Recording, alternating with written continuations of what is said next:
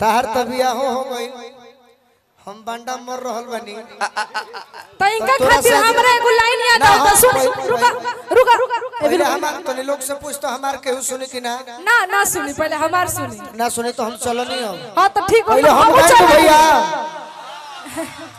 अरे कि नहीं हर से जब ससुरा गइलू आ कोई बजदिया बुतैलू भतार संगे काका कइलू भतार संगे काका कइलू सुना सुना सुना नहीं हर से जब ससुरा गइलू कोई बजदिया रुका रुका इहे सब तोर बर्दाश्त नहीं होत का ना हमरा बिल्कुल नहीं के हो सुनिए बजरंग भैया ये हमरा के देख के जरूरत है हां हमार बियाह हो गइल तो तू हो बियाह करो ये हमरा से को बात कहत रे जानत नहीं का तोरे पर मरत रहनी ना ना हमरा पे मत तेरा बहुत लोग पे तू मरल बड़ रहे दो कहत नहीं मैं तुम पर मुता हूं मुता और कहना है लेकिन तुम नहीं मुती हो कभी नहीं तुम किसी और पर मुती हो मोती हो मरता हूँ मने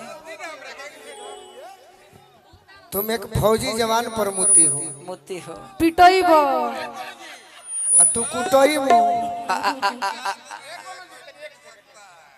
कुकुर पोसली काटे लागल कुकुर पोसली काटे लागल न घरे के भइल न घाटे लागल अरे सुनिए एगोलो जी कुकुर पोसली काटे लागल न घरे के भइल न घाटे लागल अरे हम तो जल्दी की वफादार होई लेकिन की तो घरे घरे घूम के चाटे लागल हर हर हर हर हर रौरा कतना स्वर मारिला राजा जी जेकरा के रुपया जननी उपाई निकलल हाँ जी जेकरा के भाई जननी उ कसाई निकलल जेकरा के कुंवार जन के हम प्यार कोइनी उ 8 लइका के माई निकलल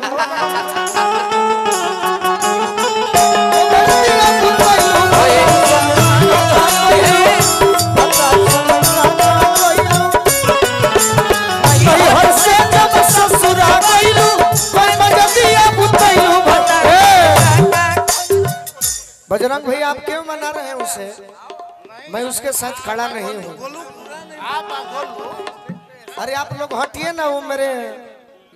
वो मेरी जान है खुद मान जाएगी रहो ना भैया अच्छा है ना सुनो है ना तू कहे बुरा मानो तारा के केहू थोड़े कुछ कहलक हो अरे हटो ना टूटू सिंह जी जेकर बनरी उहे न चाहिए हाँ जी तू काहे बुरा मानो तनी बताओ तो अच्छा कोनो हम बुरा वाला बात कहले बनी भैया ना गीत संगीत में कोनो बात हो जाला हम गीते नु गावो तनी हेने अब तू आज बुरा माने लगलो अरे दादा हेने आओ अब अइबू कि हम ही जाई बन क के हम चल तो सब भीड़ ले चल जाई ना जी रौरा गाए राउर भीड़ राउर समाज भीड़ के बात नहीं कहत अगर कोनो खराब बात लागे तो हमरा के टोक दो अगर कोनो खराब बात तहरा लागत होखे तो टोक दो ना तो हम तू गाव हम चलनी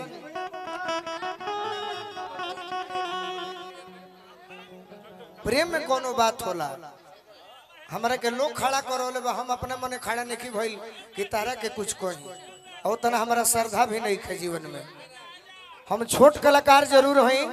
लेकिन दुनिया में तोहरो मालूम है दीपिका कि कितना जानी हमारा संगे गा के हिट भइल बड़ी हम तरह के हिट नहीं करब लेकिन तू कोनो बात के बुरा मत मानो हम तरह के कहतो नहीं कि तू बुरा मानो ना जी तू ही नु हो जान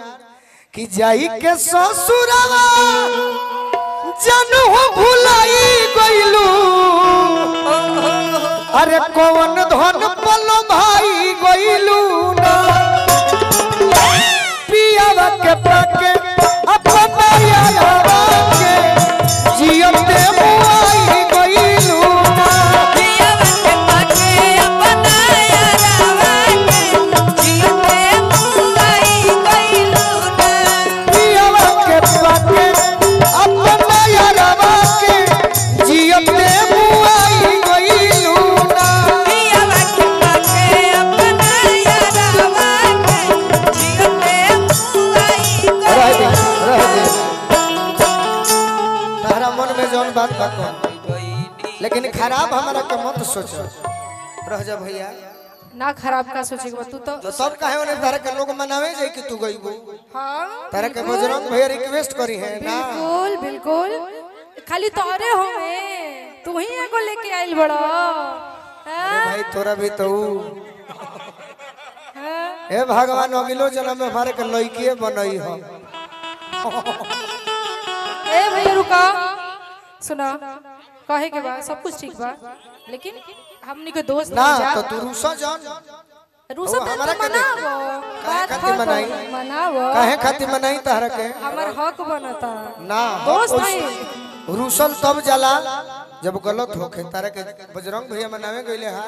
तो कौना परिवार में आई अच्छा सुनो बात ना ई जानो। सुना हम बोला तने जो इहा के कहत नहीं हां हां ठीक बा रोरा सबे कहत नहीं त रोरा सबे कहत नहीं त इहा के कहत नहीं कि हमर बियाह हो गई तो हम नहीं कि बात कि तू बाड़े मर जा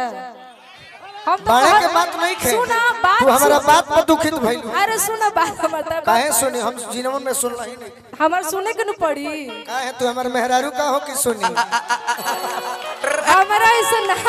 हमरा ऐसा भूल जा मित्र हो मित्र लेखा रहो हमरा ऐसा भूल जा ना सुनो